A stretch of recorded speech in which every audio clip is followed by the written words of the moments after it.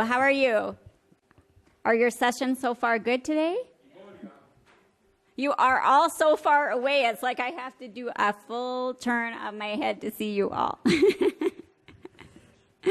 Okay. We are doing managing multiple priorities and sustainability. And Giora's main priority right now is to get some coffee, so he will be right back. But in the meantime, I just have a couple of questions for you. So please feel free to raise your hand if you have enough time, people, and money to do everything you want in your organization. Anybody? Surprise. Okay. Who here would say that they are in a small organization that's mainly volunteer run? Okay. And who is in a larger organization with staff? Okay. And you're not anywhere? Okay. A small organization with staff. Excellent. You will see that regardless of the size of the organization and the number of people and whether you have paid staff or volunteers, nobody had enough time, money, or people. All right? So this is going to be an ongoing issue for you as a patient advocate, regardless of where you are in your trajectory. That's just the way it is. We get hit all the time with all kinds of priorities. There's lots we want to do. There's lots of people we want to help and support. And it takes us a lot. It just takes a lot of effort and resources to make that happen. And you will never, ever have enough. Now, I know that sounds really discouraging as a way to start this talk. But there are some things that we can do that will help. So how many people in here, the organization that you work for, do you have a strategic plan? Do you have a plan of what you're going to do over the next few years? Okay. So a few of you do, and a couple don't. I would recommend that you start there and go back and look at that plan. And I say that because your plan is going to be the things that you are really passionate about, right? Those are the things that you think are going to have the biggest impact for your patient population in your area that you're trying to serve and have the biggest impact, right? Now, your strategic plan should have multiple things in them, and you hopefully have prioritized them about what is really important. And hopefully with your strategic plan, you have also put how much money it will cost and how many people hours it will cost to deliver to do those projects. Why it's important to have that is because it gives you the ability to say no to things that you should not be doing. And that's one of our biggest weaknesses as patient advocates is we are not good at saying no. And sometimes we really, really have to say no. So if somebody comes to you with a new project or you have a new opportunity, you can go back and look at your plan and say, yes, that matches what I'm trying to do in my plan. That's perfect.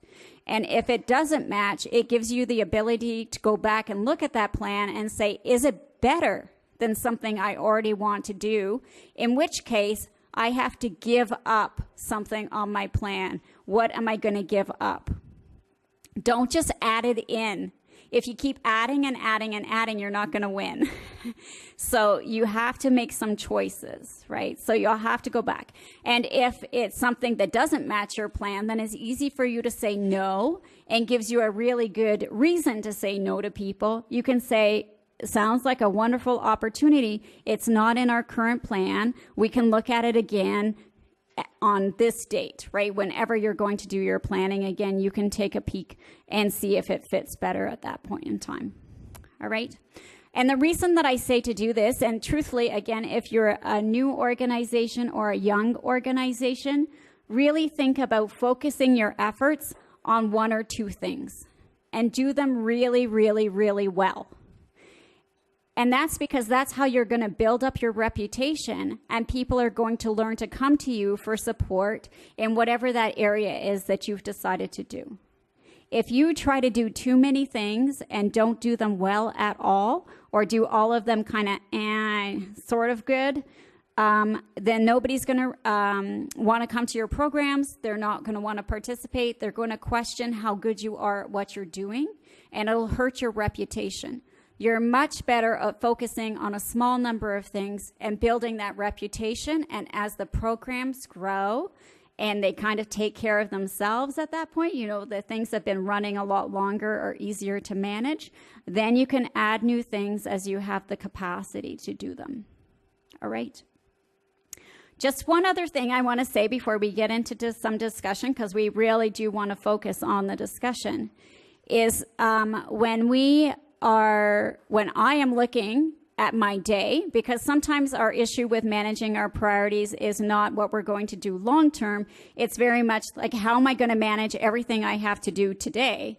Or how am I going to manage everything I have to do this week? And Bill and I were on the phone when I was talking about this session. And it turns out we both use exactly the same model to plan. And that is, we look at 4 boxes. And we look at what is important and urgent first. So what do you have to do that's really important and has a deadline attached to it? That has to go on the top of your list. You have to get it done. Okay, so make sure when you're starting your day, you're listing those things first. A good example for this would be like when Deborah and Elizabeth were talking earlier about their P-coder submissions. Those have to be delivered at a certain day and time or they're not accepted. So you know you have to get those done. And it has a big impact for the patient population.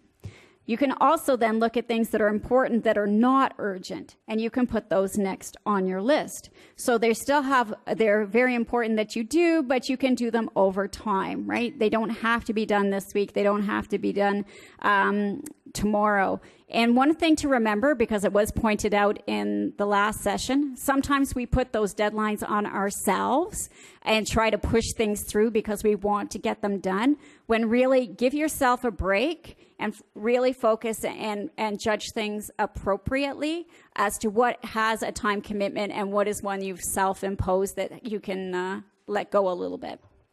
What you also have to do when you're looking at your day is give yourself extra time for those things that happen that are urgent but not important.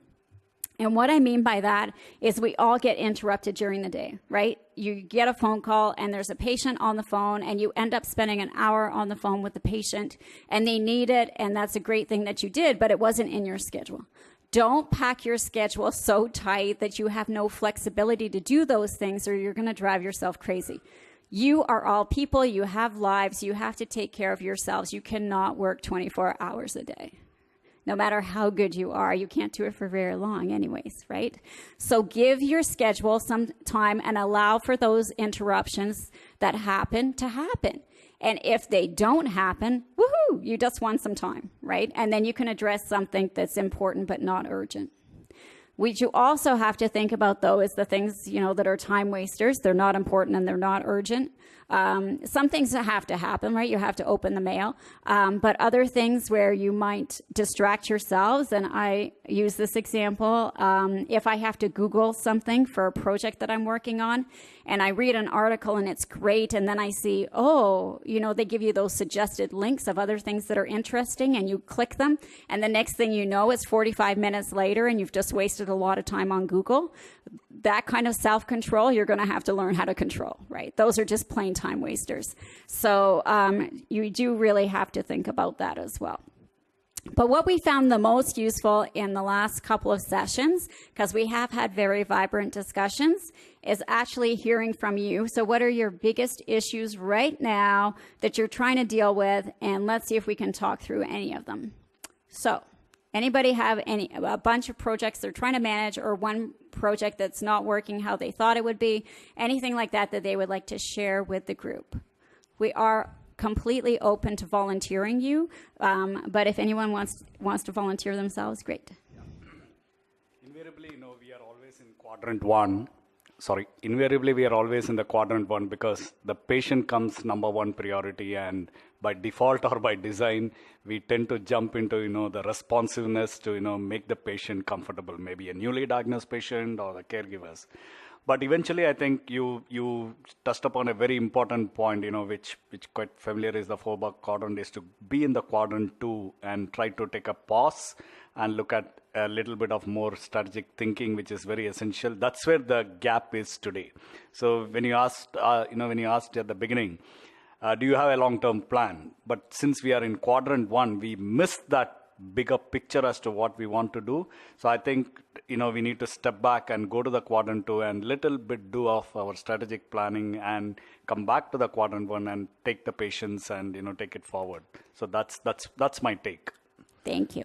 We had somebody else in another group say exactly the same thing. And I will say the same thing to you that I said to them.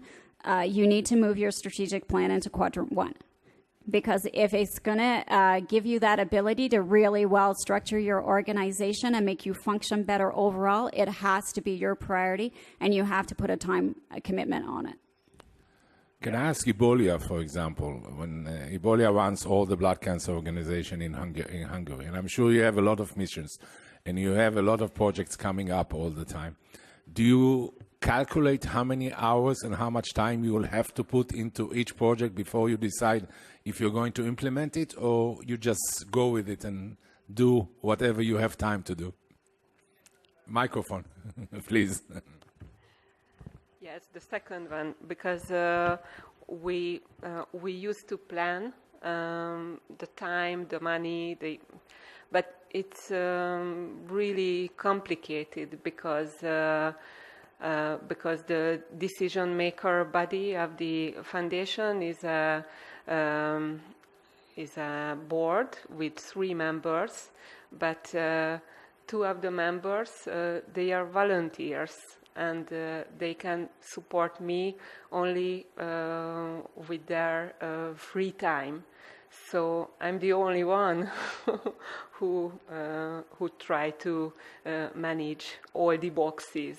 So yes. And do you ever go back to them when they're asking you to do new things and say, I don't have time to do that? Let's pick one. Yes, I've started, yes. This year. Excellent. And all the companies and everybody was shocked. And yes. Yes. In the last session, we had somebody actually ask about that. And, when you're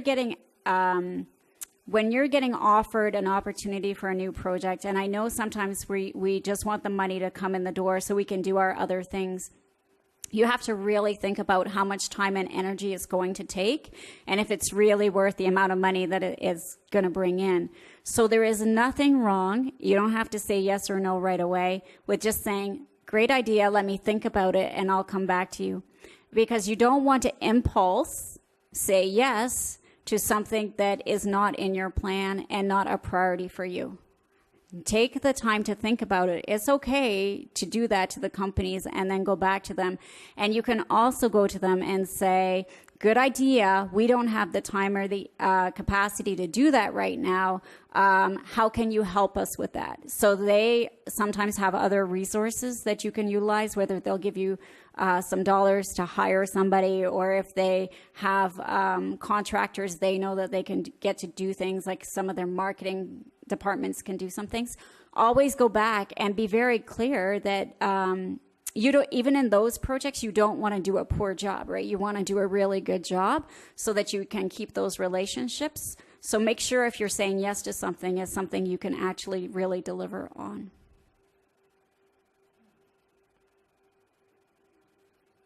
Anything from over this side of the room?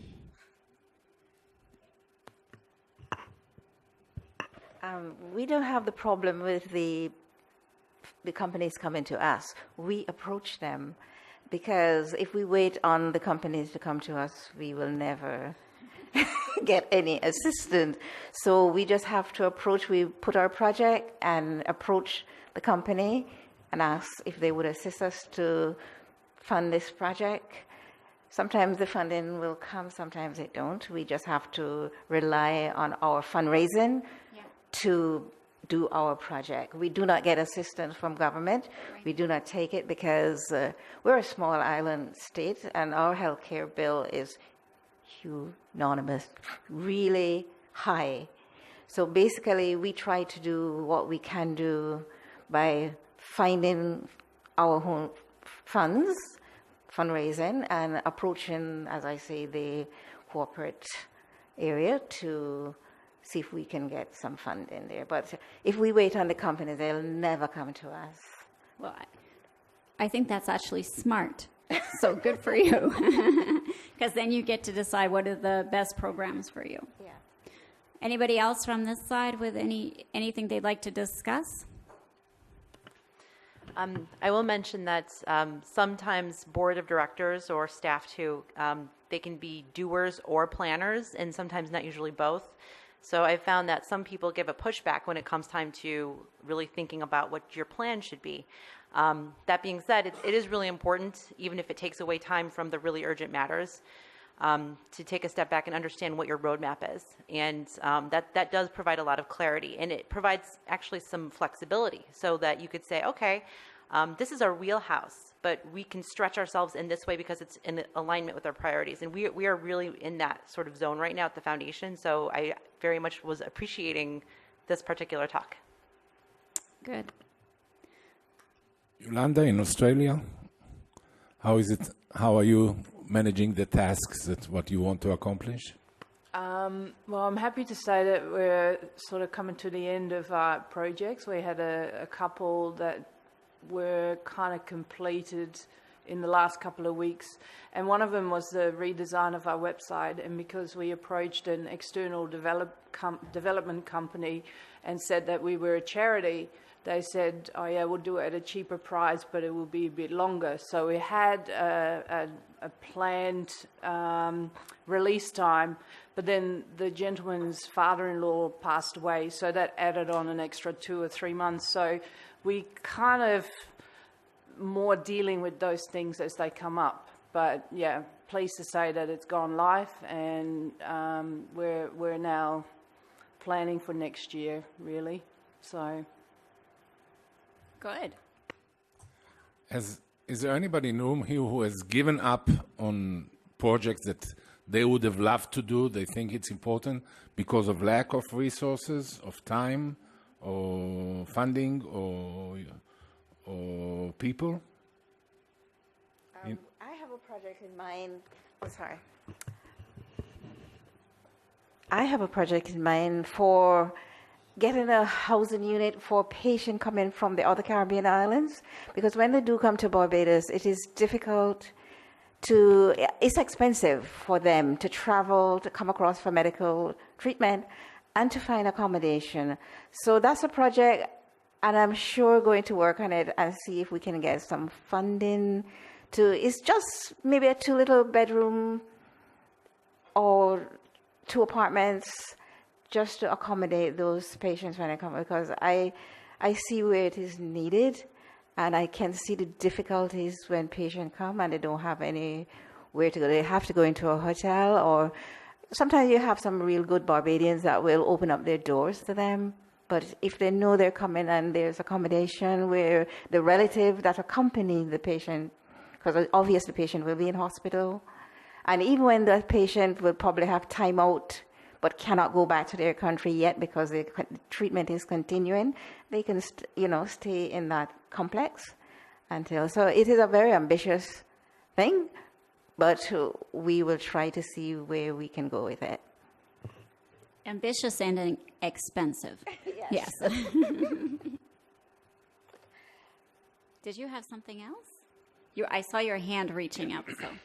A couple of projects is, one is, for the CML, we have this BCR-ABL test, and we wanted to reimburse. It's pretty costly. It costs almost close to $100. So we just wanted to make sure that those needy patients get a reimbursement for it. And for the last 2 years, a lot of perseverance had to be done to make this project go live, and we are getting there. We are almost there now. So it took a lot of efforts to get to the shape where we want to be. Another project is obviously, as Max Foundation and the Friends of Max have been working very closely, getting the membership on board for the Friends of Max for the CML patients who are on the access program, and beyond that there are many CML patients in India whom we want to get on board. So it's been a task for us to get this, because every data is available on the net, but people are still not getting that, getting into the membership and getting access to all the information is where we are still not able to get where we want to be. So that's another project which is not so going well, but we will get there where we want to be. And what is the biggest hang up with that? Is it people don't have access to the computers? Like why? It's basically, though there is campaign that we have run, it's basically, it's a lot of questions they have. They would like to have more of support patient group meetings to meet live and meet with doctors, meet with, the patients and the advocates. So it's more about the culture in India is, to meet. First time they want to meet and understand, believe, and then get into this one. So, so that's the reason we changed our model. We are looking at getting into more patient support group meetings in smaller towns and smaller cities and get to meet people live and make them understand the support that is available for them. I see. But that does increase your resources, right? You need more people out on... Exactly. Yes, that is challenging. Can I just say, I'm going to use Giora's line because I like it. He said to me the other day, he's like in Hebrew, they have a saying that says you can't dance at too many weddings.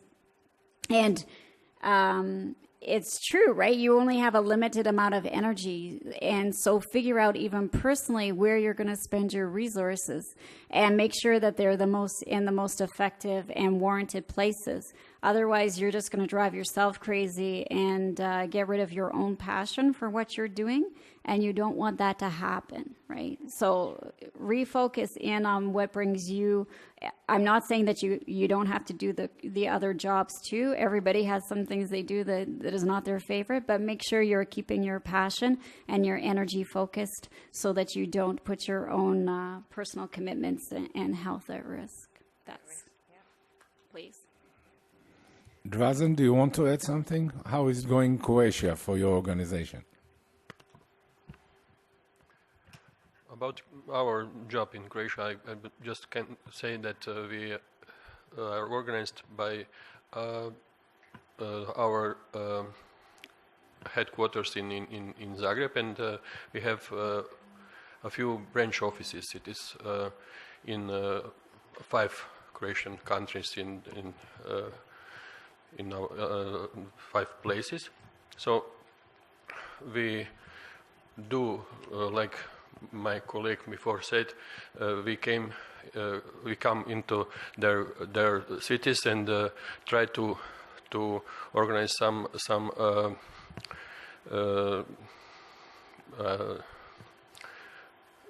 sessions, about they want to know, but it is so hard because there are a lot of hematological diseases and we have no public for not too many people who want to listen this. So we made videos and put it on YouTube and try to make interest for our members or people who are interested in hematological diseases. So I must say that I don't came in our society when it is devastated, but I have a lot of work because I think that we are not organized as must to be, because it is about our work is about our volunteering. Just a few people or few of us work hard work just alone, and we have a lot of job to do, and it is hard work. Thank you.